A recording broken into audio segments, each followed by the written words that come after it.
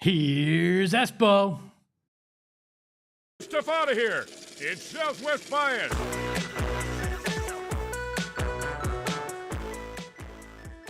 Welcome into a Wednesday edition of Southwest Bias, brought to you by our friends at Gila River Resorts and Casinos. You do you at Gila River Resorts and Casinos, and we are live from Studio K. The sign above me, I didn't get the point right. The sign above me, you see it every day. Studio K brought to you by our friends at Circle K. Become a member of the Inner Circle today by downloading the Circle K app for free. And the big news of the day just broke a few minutes ago is Cardinals running back Trey Benson has been placed on IR to return in 4 to 6 weeks after surgery on a meniscus tear. So we kind of expected it. Wasn't out there practice during their bonus practice, wasn't out there yesterday, and now he is going to be out for the foreseeable future with that knee injury, and a bad situation has gotten even worse for the Arizona Cardinals. Once the strength of their team, the running game, has become a glaring weakness after James Conner's ankle injury, this injury to Trey Benson's knee, you're down to Amari DiMercato, who for his entire NFL career, 86 rushes, 515 yards, 3 touchdowns, and 31 NFL games. There's 2.7 carries per game and 16.6 yards per game. Dingo Flex says Michael Carter will hold the line. Now we're talking about a practice squad guy being the answer here. We talked how bad the offense is yesterday. Lower quadrant of the entire NFL when it comes to the entirety of their offense. They have even less of an identity now without Trey Benson. This team is in trouble.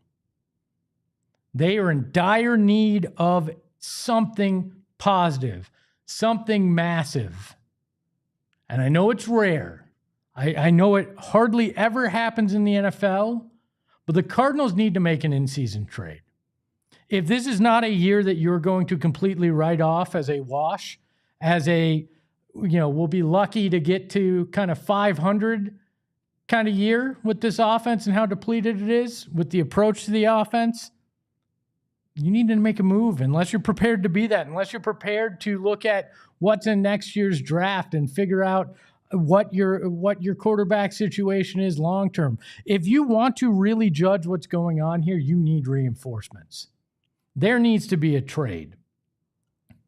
It's not easy. It never is in any sport. You got to have 2 teams willing to participate. That's the way it goes. Sometimes 3. Some people are into that. And that's what we're looking at here. Who can you find to actually come in and help? And I don't think it necessarily has to be a running back. I think there's multiple ways that you can look for a trade, right? And for me, there's some names that I think you look at. Travis Etienne in Jacksonville. Are they willing to consider moving off him? Hell no. I don't know. I'm making calls, right? I'm making calls throughout the NFL right now and going, let's have conversations. Romeo Doubs up in Green Bay, a wide receiver. Do you go, you know what? We're not able to run now, but we need to figure out the passing game. Do we get somebody out there that can take some of the pressure off of Marvin Harrison Jr., that can open up with the entire offense there? Get Drew Petzing to start to actually throw the ball. Maybe Michael Wilson can find some targets because there's more weapons out there. Not sure. Raheem Mostert or Zamir White with Las Vegas, right? Genty's up there. He's playing well. They've got a wealth of running backs up there. Are they perfect? No. They wouldn't have drafted Genty if they thought they had the perfect running backs. But right now, your running back room is slim. I get it. Some people want to see what DeMercado can do. What can Carter do? I'm fine with seeing it maybe for a week, but I'm exploring every single option that's available to me. But you know who I'm really looking at? I'm looking at the Cincinnati Bengals. You're going nowhere. You lost Joe Burrow. You've got nowhere that positive that you're heading. Do you want to be a seller? There's a few things on your roster that I look at and I think could really help here in Arizona. I mean, T. Higgins would be a nice addition to that wide receiver room. Could help that offense.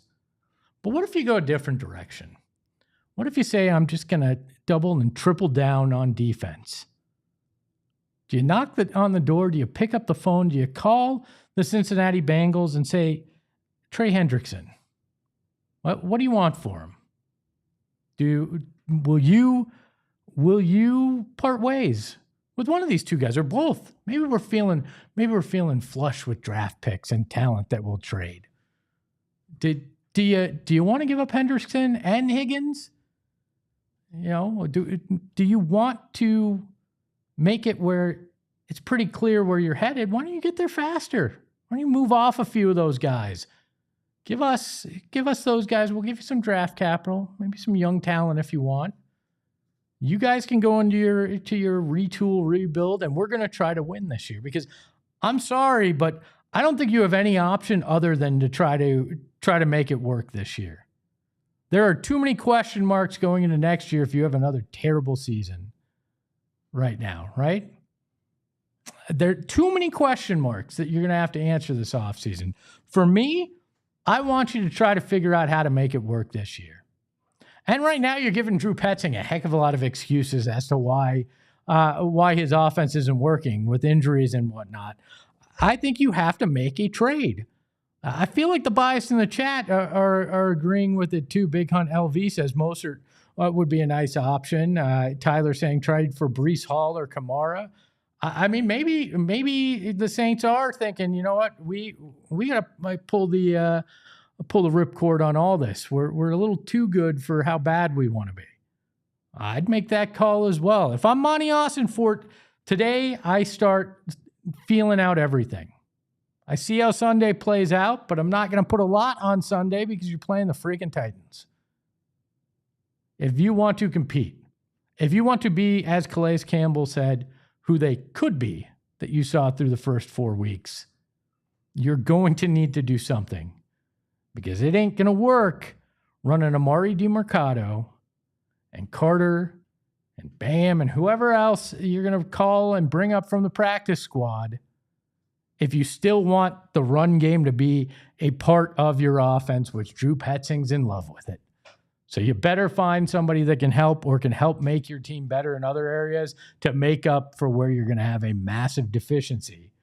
But maybe that's just my Southwest bias. We welcome in the mustache behind the Mac, Shane Diefenbach. Shane, who would you trade for? Would you trade? No. No, you wouldn't make a trade? Espo, this is put on your tinfoil hat. Okay. Where's the tinfoil hat music? I don't know, but the tinfoil's in my office. This is going to be the best thing for the Cardinals. How? Because they can't rely on the the run? run? They are going to be forced to throw the damn ball. Are they, though? I feel like Drew Petzing might be stubborn enough that he says, you know what?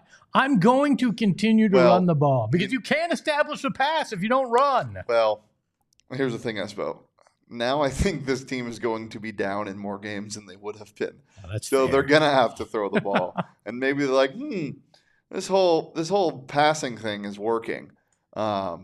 No, I mean, injuries are never a good thing. That's not what I'm saying. But there could be some silver lining to this. Do you think there's an old Cliff Kingsbury playbook laying around somewhere that they might be able to dust off and steal a few things from? Sadly not. Yeah, that's the only thing that's a little worrisome is obviously you install an offense in the offseason and you can't really make major changes during the season. You can change on the cadence of play calling, but you can't really change how your scheme works.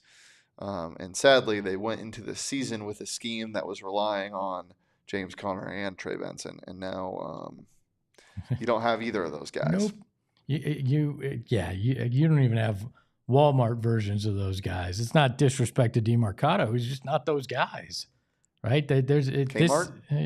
Kmart. Kroger? Kroger, yeah, maybe. No free ads, Shane. Well, we know that. But said Walmart. Well, they're a sponsor in my heart. But yeah, you're going to have to get creative. And I've seen nothing from this team to suggest that they can get creative with the way that they run the offense. I don't need Hendrickson on the defensive side and bolstering that is intriguing, but can you really get this defense that much better that is going to make up for whatever this offense is? No, you don't. You don't try to tip the scales the other way. That's definitely not something you try to do. You don't try to go get wide receiver help. You don't try to go get defensive help. You either trade a 6th round or a 7th round pick for a backup running back, or you stand pat. Because I'm sorry, but some of the price tags that these running backs will command, some of the names that I'm seeing in the chat, they're way higher. Like, that's a 3rd round pick. I'm not giving a 3rd round pick up for a year rental. I'm just not doing it. I mean, maybe it's not a year rental. Maybe you find somebody that, because who knows how, in particular, you're going to see James Conner bounce back. I mean, I have faith that he will, but you don't know. So maybe you're looking for more than just a rental option. Another place I think you need to go, design some more runs for Kyler. Yeah. Give me Kyler Murray using his legs a little bit more. If you're that tied into the run, if you believe that much in run plays having to be part of it, get creative and let Kyler be one of those guys. I don't want him to do it all the time. I don't want him to go into hero mode where the bad decisions follow. But if you design some plays that he busts off a 20-yard chunk here and there on a run, or he picks up a 1st down on a 3rd and short because you find a way to get him out there and using his legs, that might be a way to offset this, where you don't have to go get somebody that necessarily plugs the hole. But again, that takes creativity. That takes creativity, which we have not seen Drew Petzing show. Corey, one of the bias in the chat, says use Greg Dortch more. Are we talking like bubble screen? Hand it off to him? Okay, maybe, but does that, again, creativity, can that happen? And does that really solve enough of your issues? Can Greg Dortch really break enough runs or give you enough yards per carry that is going to help? Maybe a nice little change of pace, but they have a giant hole in what was the biggest strength for this team for the last 2 years. Yep, you're definitely in trouble. And the thing that I think hurts the most is coming into the season, you didn't want Kyler to play hero ball. Like, you didn't want him to have to do a bunch with, trying to take over the offense by himself, because you had weapons around him and you had, finally a capable, what we thought, supporting cast on offense. Now you kind of have to have him do that. You kind of have to have him be that Kyler Murray from when this team was projected to win 5 games. Like, that's sadly where this team is at right now, and it's unfair to ask of him, but I don't really see many other ways this offense is going to get going unless Kyler turns into that guy who can constantly create on 3rd and 7s and 2nd and 12s. That's why I wouldn't be against going and getting another wide receiver. Because if Kyler's going to have to be that guy, he's also going to have guys to connect with, right? But Michael Wilson should be good enough, man. He should be good enough. I agree, but you're really too deep in that. I love Greg Dortch. He's a friend of PHNX, but you're really too deep in the wide receiver spot. And then you have Trey McBride as the pass-catching tight end. Adding a 3rd talented receiver may make it easier on all 3 of them to get the ball, and that's why, like, maybe I kick the tires on T. Higgins if I'm them. And it's a position where you can get a guy on a multi-year contract because you're going to need that in the future. We know that that's a spot of weakness, so maybe it's worth investing a little bit more there. Yeah, you're just going to have to give up so much for him. Tyler says Kamara fits the check down passes and sideline run model that Petzing's in love with. Got to look into it, Monty. Even if you pass first, you still need a running back talent. I agree wholeheartedly. Shane, I know you took yourself off the camera, but I got to share with the people something insane that happened yesterday. And we'll get into more football shortly. Johnny Venerable going to join us. We're going to talk more about this and what the solution is. But Shane, yesterday we're leaving the office and we're talking, not paying a lot of attention. We get on the elevator here at our building and there's a gentleman standing there, arms kind of crossed. And just cold and doesn't I'm the first one in the elevator, doesn't move. No. It doesn't move for me. I'm like, wow, this guy's kind of a dick. Kind of gives a half nod. You know, I noticed there's something on his lapel. I don't think much about it. Don't really look in the elevator. I'm talking to you and Leah and making a joke about how I need to go get a drink. And Leah jokes, just make sure you don't drive. I wasn't going to get a drink. I was actually going to buy a Pepsi Zero before I drove home because I had an hour drive home. So we make that joke. You get off the elevator. And what did you say when you got off? Something. Well, I don't get a parking spot here that's true. reserved because I'm a peasant. So I said, time for me to go to Gen Pop. So you say that you walk out the elevator. And Leah and I have another floor to go down. No, you have 4 more floors. Oh, 4 more. Yeah, that's right. I'm parked on the 6th floor like a little baby put in his playpen. That's right. So we ride to the luxury place where we have our spots, and the guy that's been standing there walks out, and then behind him, a woman that we didn't really realize was in the elevator with us, and Lee and I catch eyes as we look at this woman. It was the governor, Katie Hobbs. It was her bodyguard that was standing there. And instead of us realizing that it was the governor of the great state of Arizona and saying anything to her, we're sitting there making stupid jokes as her bodyguard's probably wondering, who are these buffoons that got on this elevator with us? And that was one of my favorite things that we have had happen at the new office. So far, it was a little out there. I'll say that.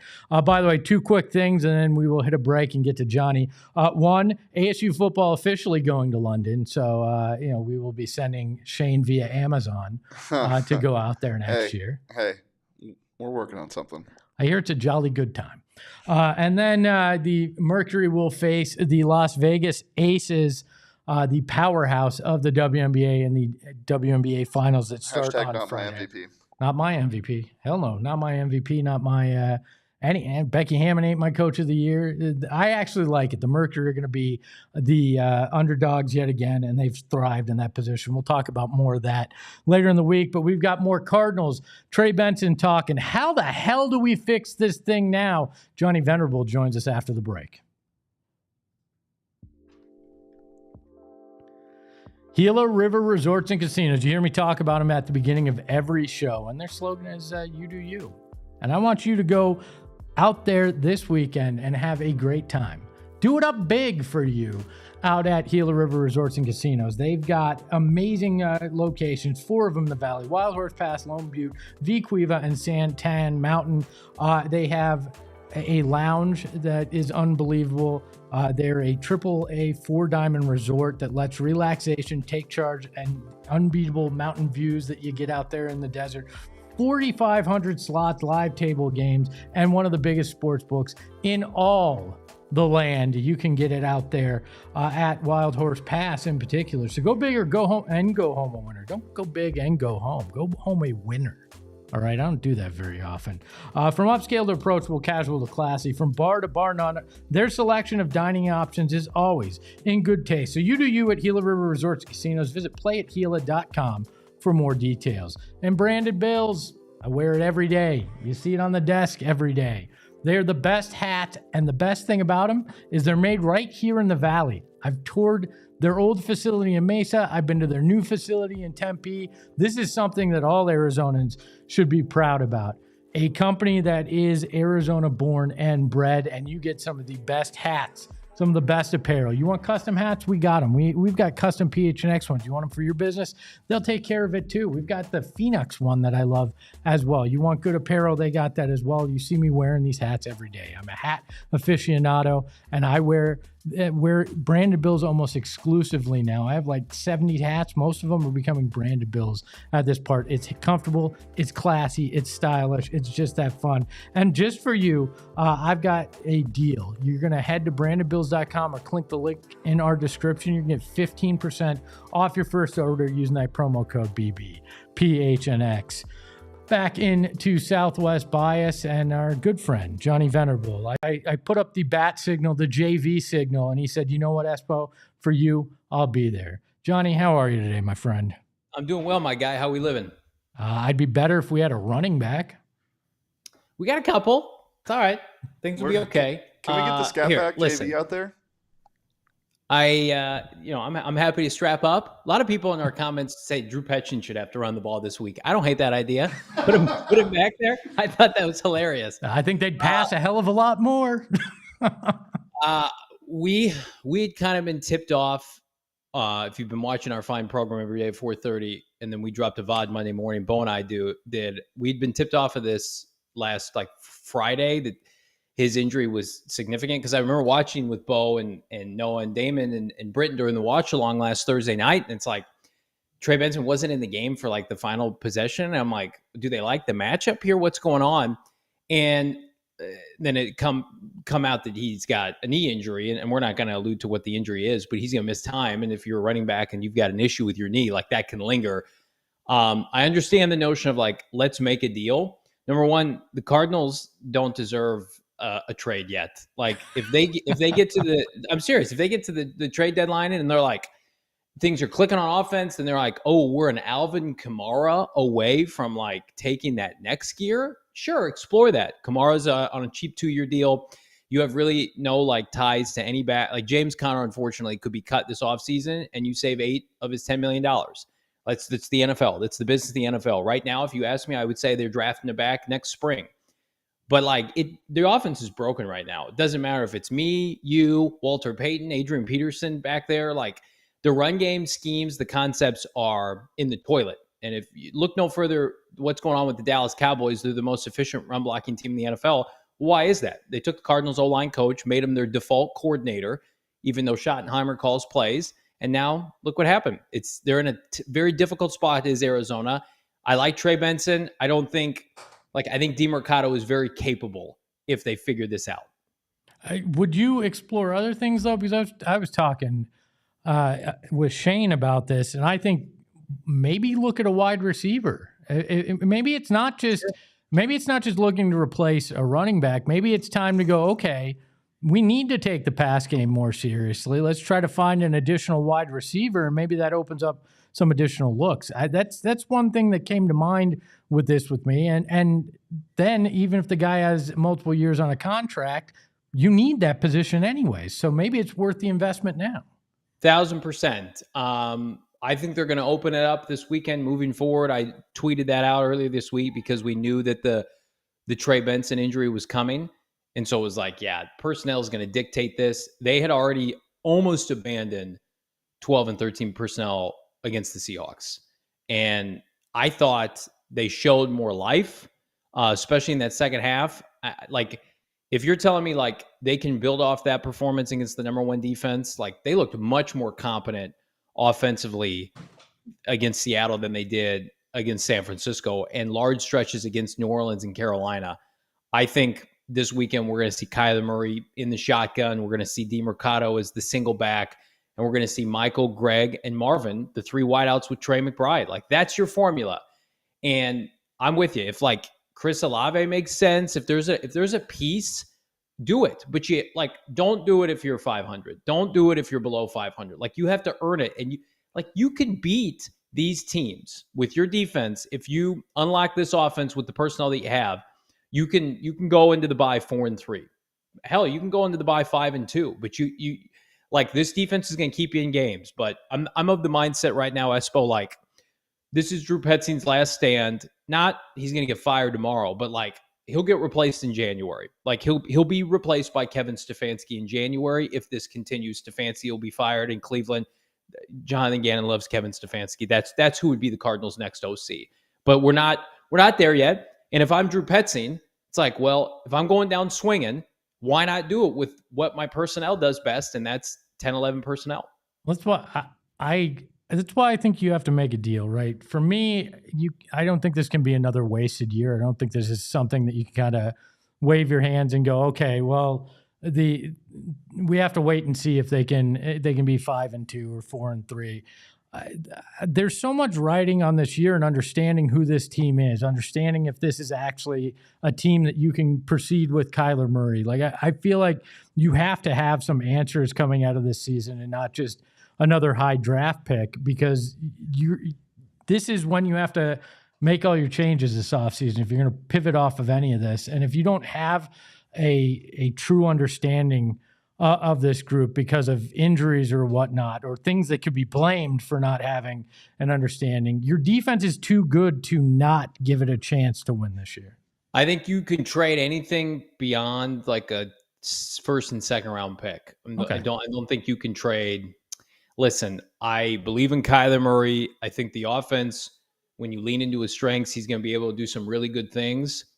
If this team implodes and you're firing coordinators, you're probably also trading Kyler Murray, and you need to have assets to get another quarterback. And you have to have an insurance plan to be able to say, okay, we've got our first and second rounder, we've got additional picks. Let's not make a knee-jerk reaction here. I also just don't think like trading a premium asset for like a non-offensive or defensive lineman at the trade deadline is going to give you what you want in return. Like it's hard to come in as a wideout and play in a new system, much less like a bad one, right? The Cardinals have a bad system right now. They're 28th in the NFL. Whereas like if you trade for an edge rusher or a defensive tackle, like you let those guys pin their earbacks and they get after it. Look, last year, the Commanders traded for Marshawn Lattimore. That's been a horrific deal, right? He was an aging player at corner. So I'm with you. We're all going to know, like, does this team deserve a trade? I'm telling you right now, not yet. They don't deserve it. They lost to Mac Jones. The offense, like, has enough talent to be at least middle of the pack. This weekend is going to be very telling. If we're sitting here on Sunday and they look much better because they switched up their offense, then it's game back on. But, man, even if they win and it's like 17-13, ain't nobody going to give up picks to invest in this team right now. Well, look, you and I are in agreement. I'm not saying go give up a first and a second or anything. I know anything major, but Kyler Murray, I think he has to become an integral part of the running game as well now. With where you have to get creative and leverage his unique skill set to put him in play when it comes to running. Because as much as I think DeMercado has shown flashes, I'm not going to buy in that can be your main option running. I think Kyler has to get into that, but I think that takes Petzing being creative too, which we haven't seen.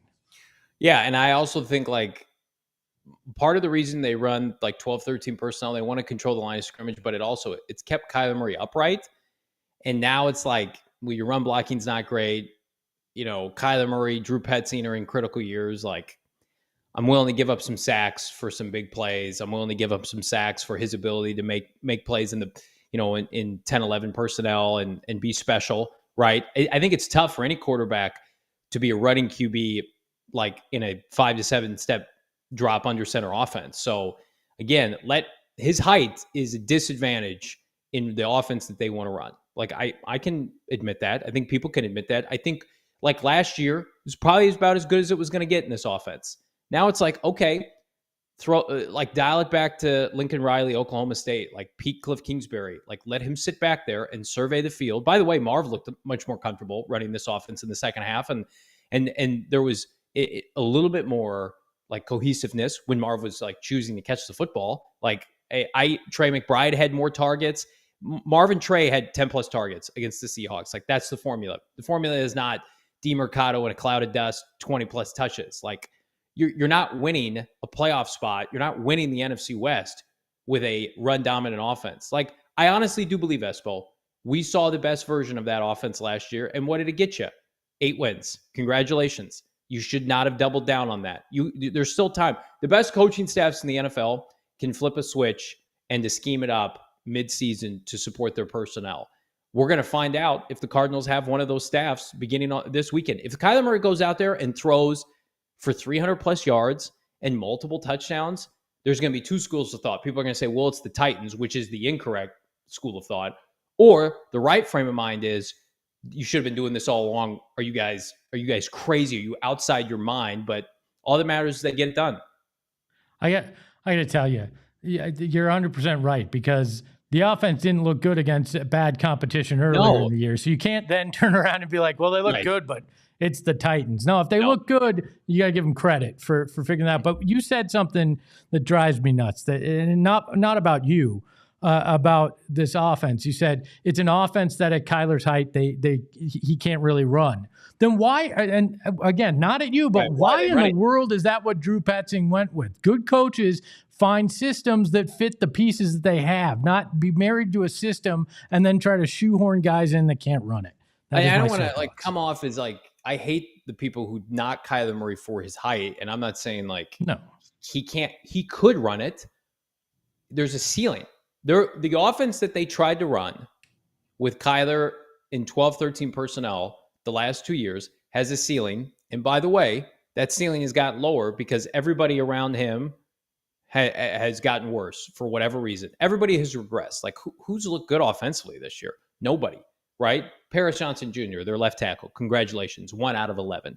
So for me, it's again, if I'm on the verge of being fired, and I don't care what anybody says, and I love JG, hope he wants to come back and join us on our fine program in the offseason.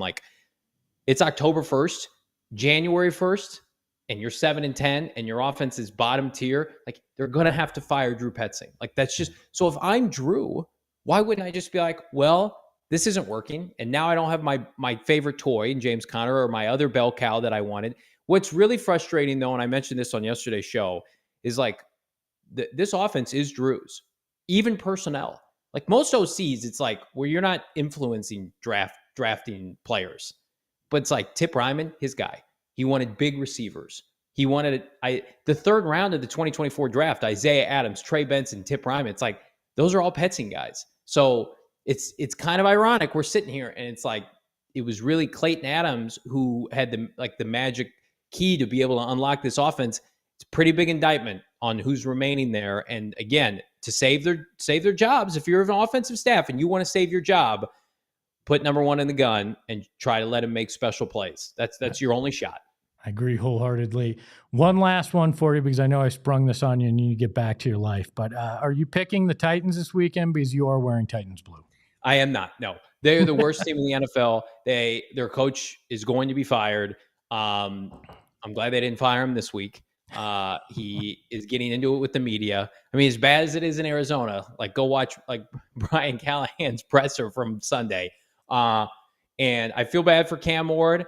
They've got some nice pieces defensively, like Jeffrey Simmons is going to give the Cardinals problems, but this low key Austin Ford revenge game because they didn't pick him to be the GM, and now they can run it up on him. But the Titans are this close to quitting, having an interim head coach, having a couple weeks of some juice, and then eventually bottoming out. This is the worst team in the NFL. He is Johnny Venerable. You can catch him on Twitter at Johnny Venerable, and you can find him on PHNX Cardinals today at 4:30 with his partner in crime, Bo Brock. Johnny, thanks so much. See you, fellas. That is another edition of Southwest Bias in the books. There's 94 of you in the Bias chat right now. Hit that like button, subscribe, hit the join button, and become a member of our supporters club as well, where you can get the Johnny chugging beer emoji that you can drop in there. It's fun. A Kyler Zen emoji. There's all sorts of emojis. Hop in there. Check it out as well. And then join Johnny and Bo live this Friday, out at Rally House in Westgate for a live show. A preview show getting you ready for Sunday's game, 4:30 at Rally House out at the Tanger Westgate location. Check our website, gophnx.com for details. A big thank you to our guest, Johnny Venerable. A bigger thank you to the mustache behind the Mac, Shane Diefenbach, who luckily did not get tackled by the governor's security gentleman yesterday. You can follow him at Shane Dief. You can follow the show at PHNX_sports. You can follow me at Espo. And remember, anybody got a running back we can borrow? Ahoy, hoy. We all silly like the mayor.